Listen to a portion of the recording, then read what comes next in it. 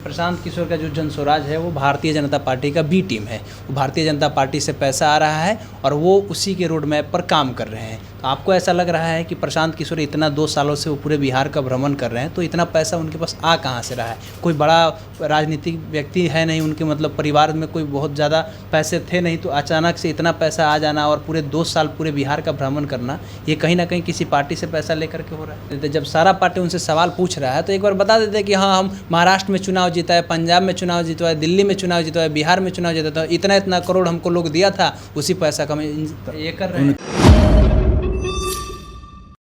मुख्यमंत्री नीतीश कुमार को कहा जाता है कि समाजवादी है। अगर समाजवादी है तो बिहार में जो आरक्षण की सीमा को बढ़ाया गया था वो हाई कोर्ट ने रद्द कर दिया। उसके बाद सुप्रीम कोर्ट में ये लोग गए और सुप्रीम कोर्ट से भी बरकरार रखा गया, रद्द कर दिया गया। इन्हीं सारे मसले पर बात करने के लिए हमारे साथ में रामबली चंद्रवंशी है। ये पहले राष्ट्रीय जनता दल से एमएलसी थे, अब ये जन स्वराज जो प्रशांत किशोर की पार्टी है वो ज्वाइन कर लिए हैं। इस पर भी बातें होगा कि हाँ, आगे कैसे रणनीति तैयार होगा, आगे कैसे चुनाव लड़ेंगे, आगे क्या कुछ होगा, इन्हीं सारे मसले पर बात होगा। सर, सबसे पहले जो आरक्षण की मुद्दा है वो बिहार सरकार में नीतीश कुमार और तेजस्वी यादव ये मिलकर के आगे बढ़ाए, आरक्षण की सीमा को बढ़ाए और अब रद्द कर दिया गया। सुप्रीम कोर्ट से भी जजमेंट आ गया कि हाँ, ये उसी तरह से रहेगा, बरकरार रहेगा रद्द। देखिए, इसके पूर्व में एक बात और बताना चाहता हूँ आपको जी कि बाबू नीतीश कुमार और तेजस्वी जी ने बिहार के अंदर जातीय सर्वेक्षण कराया, जातीय गणना कराई और जातीय गणना जब कराई तो उस पर हम लोगों का थोड़ा बहुत संदेह गया इसलिए कि पारदर्शी नहीं था और एक्यूरेसी नहीं थी। अब उसके लिए हमने आरटीआई में क्वेश्चन किया। आरटीआई से जो जवाब आए हैं वो बड़ा चौंकाने वाले हैं। आरटीआई ने मैंने बिहार का जो सामान्य प्रशासन विभाग है उसने जवाब दिया कि बिहार सरकार ने पंचायत स्तर पर, प्रखंड स्तर पर, जिले स्तर पर सर्वेक्षण नहीं किया है। हमने उससे मांगा था कि हमको पंचायत और प्रखंड स्तर पर जो जातीय आंकड़े हैं उसको मुहैया कराई जाए, तो उसने सीधे कहा कि हमने नहीं कराई है। तो अब आप समझ सकते हैं, जब पंचायत और जिला और प्रखंड स्तर पर जब सर्वेक्षण नहीं हुआ तो फिर ये बिहार की आंकड़ा कैसे मिला, एक बहुत बड़ा सवाल खड़ा करता है। और उसी जातीय गणना के आलोक में आरक्षण की सीमा बढ़ाई गई बिहार के अंदर। तो पंचायत की बात अगर कह रहे हैं तो पंचायत में तो हमारा जो घर है, जैसे हमारा भी घर पंचायत स्तर में है, हमारा जो घर है वो पंचायत में है, तो वहाँ पे जाति आधारित गणना हुआ, हमसे पूछा गया, तो वो जो टीचर आए वो सब तो उस आधार पर आए होंगे। तो ये कैसे कह सकते हैं कि आरटीआई का जो जवाब आया वो मेरी बात नहीं समझे। ये तो गणना हुई ही होगी, लेकिन उस गणना को अगर हमको लिखित देना है रिपोर्ट उसको, तो सरकार इससे बच रही है। तब इसका मतलब कि कुछ न कुछ दाल में काला है। ठीक है, तो अब उस दाल में काला है कि मैनिपुलेशन हुआ है, तो उस मैनिपुलेशन का पोल खुल जाएगा। इसीलिए वो आंकड़ा कह रही है कि हमने सर्वेक्षण नहीं कराई। और अगर सर्वेक्षण नहीं कराई, उसकी बातों को यकीन करें, तो फिर बिहार का आंकड़ा आया कहाँ से, मैं ये बात कर रहा हूँ। अच्छा। फिर मसलन भी इससे आगे हम लोग बढ़ते हैं कि इस जातीय आंकड़े के आलोक में बिहार सरकार ने श्रेय लिया, मैंने नीतीश जी और तेजस्वी जी ने जातीय सर्वेक्षण कराने का श्रेय लिया। और उसी के आलोक में बिहार में जो पहले से 50% आरक्षण मिल रहा था नौकरियों में, उसको बढ़ा करके 65 कर दी गई, जबकि वह 65 करना बिल्कुल कानूनी रूप से सही नहीं था। इसलिए सही नहीं था कि मैं उस समय भी, अगर मेरा वीडियो क्लिपिंग देखेंगे तो मैंने उस समय भी कहा था कि नीतीश बाबू और तेजस्वी जी दोनों बिहार के लोगों को आंख में धूल झोंक रहे हैं। और यहाँ भाजपा भी मौन थे, क्योंकि आरक्षण का मसला था, इसलिए सोचा कि इस पर चुप रहना ही बेहतर है, हम यहाँ मिला देना। इसलिए मैं कह रहा हूँ कि आप 1992 में आप देखें सुप्रीम कोर्ट में, यानी मंडल कमीशन के बाद 1992 में इंदिरा सहनी बनाम भारत सरकार में फैसला हुआ था। उस समय 9 जजेज का संविधान पीठ बने थे और 9 जजेज के संविधान पीठ की फैसला में प्रथम पॉइंट इसका था कि किसी भी कीमत पर आरक्षण की सीमा 50% से नहीं बढ़ाई जा सकती। पहला उसका पॉइंट था। और उसी पॉइंट को लेकर के अभी हाई कोर्ट ने उसको पकड़ लिया।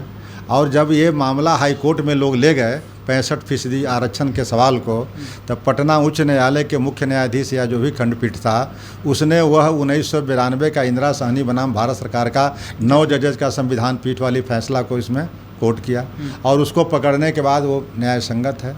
कहीं से भी, इसलिए सुप्रीम कोर्ट प्रथम दृष्टया जो आप देखे होंगे कल परसों जो सुप्रीम कोर्ट में जो याचिका दायर की गई थी कि इस पर रोक लगाई जाए, चूँकि रिजल्ट ये 65% के हिसाब से तैयार करके रखे हुए हैं, रिजल्ट नहीं दे रहे हैं, ताकि बढ़ जाएगा तो हम इसको वहाँ से मिल जाएगा परमिशन तो देंगे। लेकिन वो बात इसलिए नहीं हुई कि प्रथम दृष्टया सर्वोच्च न्यायालय ने भी पटना उच्च न्यायालय के निर्णय को सही पाया।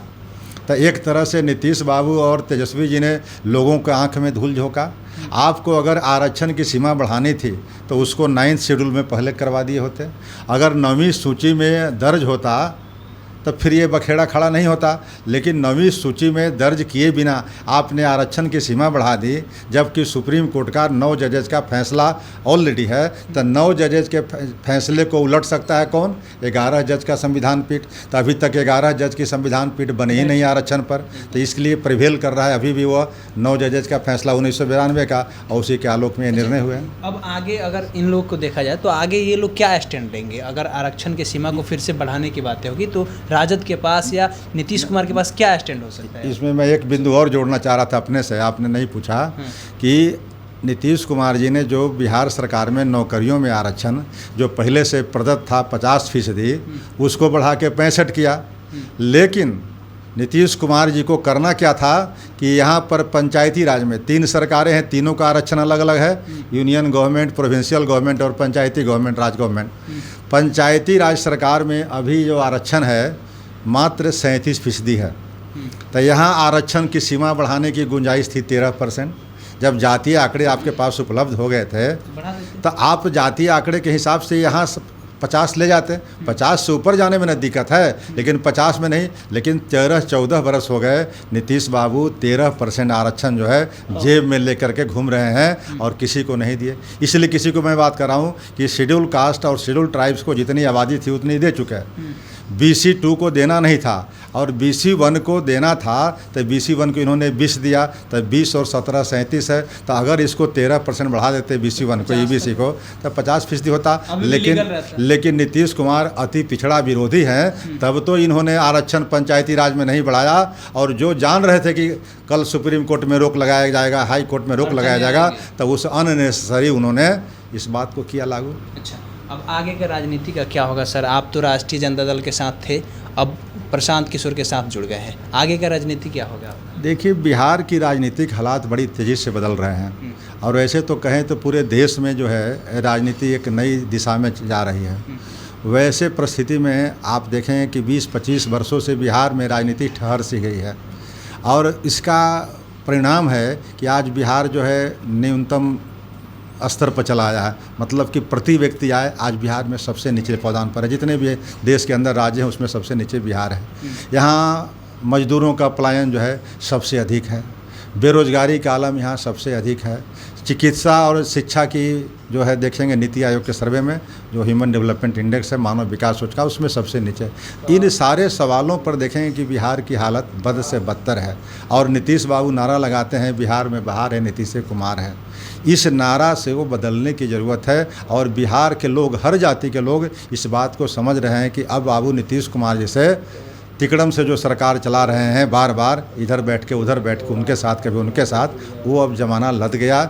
इसलिए प्रशांत किशोर जी ने जो संक्रमण काल से जो राजनीति बिहार की गुजर रही थी, वैसे काल में उन्होंने दस्तक दिया है, और बिहार के नौजवानों को, बिहार के गरीबों को, बिहार के अति पिछड़ों को, दलितों को, अल्पसंख्यकों को, सबको उन्होंने एक रास्ता दिखाया है कि आप मेरे साथ जुड़ो, जन सुराज के साथ जुड़ो। मैं गांधी और JP की भूमिका में आया हूँ और बिहार को बदलने आया हूँ। तो बिहार को बदलने के लिए पुनः एक बार सब लोग प्रशांत किशोर की तरह टकटकी निगाह से देख रहे हैं, और मैं भी उसी क्रम में मैं देख रहा हूं कि जो बिहार की राजनीति में बदलाव की ज़रूरत है, उस बदलाव के लिए हम लोग जन सुराज में जा कर के बिहार के जो अस्मिता है, जो बिहार की जो पहचान रही है, पहले बिहार पूरे देश की अगुवा करता था कभी, वह बिहार की अस्मिता, बिहार की गौरव प्रशांत किशोर जी के नेतृत्व में पुनः प्राप्त हो, इसके लिए हम लोग संकल्पित हैं। कई लोग ये बातें कह रहे हैं कि प्रशांत किशोर का जो जन स्वराज है वो भारतीय जनता पार्टी का B टीम है, वो भारतीय जनता पार्टी से पैसा आ रहा है और वो उसी के रोड रोड मैप पर काम कर रहे हैं।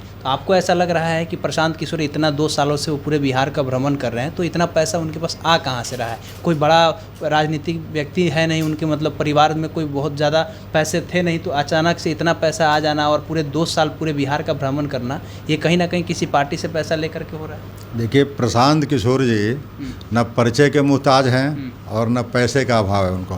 पिछले 12-14 वर्षों से पॉलिटिकल एनालिस्ट का काम वो कर रहे हैं और जानते हैं कि उनका इस मामले में महारत हासिल है। और कई प्रदेशों में, बड़े बड़े प्रदेशों में पॉलिटिकल पार्टी के साथ उन्होंने काम किया है। पॉलिटिकल एनालिस्ट का, पॉलिटिकल जिताने का काम करते हैं, उसमें उनको बहुत अच्छा पैसा मिलता है। तो अपनी संपत्ति के एक बार बता काहे नहीं देते? जब सारा पार्टी उनसे सवाल पूछ रहा है तो एक बार बता देते कि हाँ, हम महाराष्ट्र में चुनाव जीता है, पंजाब में चुनाव जीता है, दिल्ली में चुनाव जीता है, बिहार में चुनाव जीता है, इतना करोड़ हमको लोग दिया था, उसी पैसा का ये कर रहे हैं। उनके पास पैसे अगर आ रहे हैं चंदे से, बाहर से लोग आ रहे हैं, तो उस पैसे को कहाँ से दिखा देंगे कि मेरी आमदनी कितनी है? अब जो रिटर्न भरेंगे उससे आप देख लीजिए कि उनको सवाल हो रहा है कि ये बीजेपी का पैसा लेकर के आ रहे हैं, चंदे के रूप में बीजेपी से पैसा। ये बीजेपी के अगर बी टीम होते हैं तो फिर जो 18 महीनों से लगातार जो पदयात्रा कर रहे हैं, कोई नेता को अगर 1 सप्ताह 1 महीना पदयात्रा करने के लिए कहिए तो 1 महीना भी नहीं कर पाएगा, हालत ख़राब हो जाएगा।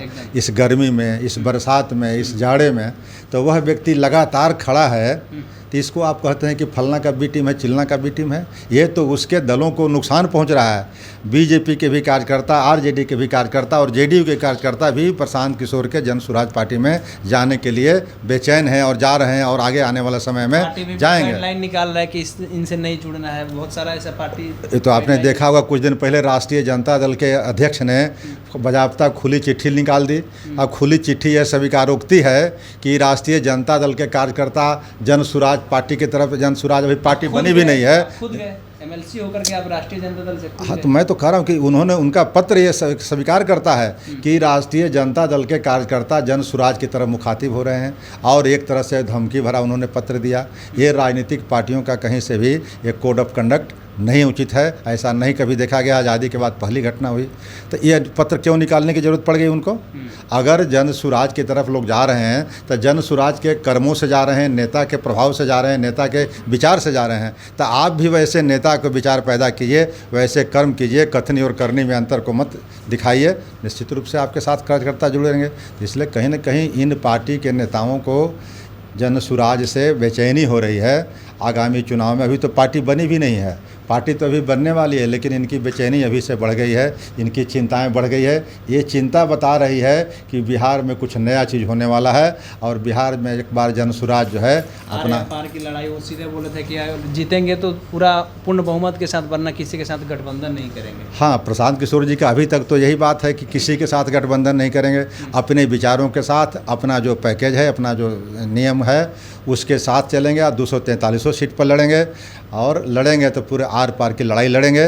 उसमें कहीं से भी आज सबको भागीदारी देने की बात उन्होंने किया। जिसकी जितनी संख्या है उसकी उतनी A to Z, Tejashwi ji की तरह नहीं कि बोलते कुछ हैं और करते कुछ है। A to Z सचमुच में ये धरती पर, ज़मीन पर उतारेंगे और उसके अनुसार सबको रिप्रेजेंटेशन मिलेगा। चलिए, तो रामबली चंद्रवंशी पूर्व MLC साफ तौर पे कह रहे हैं कि A to Z की बात करेंगे। प्रशांत किशोर जो राष्ट्रीय जनता दल है, जो कहती कुछ है करती कुछ है, सभी किसी को न्याय नहीं मिलता है। उसके साथ साथ हमने ये भी बातें की कि प्रशांत किशोर को कई लोग ये आरोप लगाते हैं कि ये भारतीय जनता पार्टी के बी टीम है, तो इन्होंने अपना सफाई दिया। आपकी क्या प्रतिक्रिया है बताइएगा कमेंट बॉक्स में। हमारा नाम केशव यादव है, पब्लिक स्टेशन आप देख रहे हैं। बहुत बहुत धन्यवाद।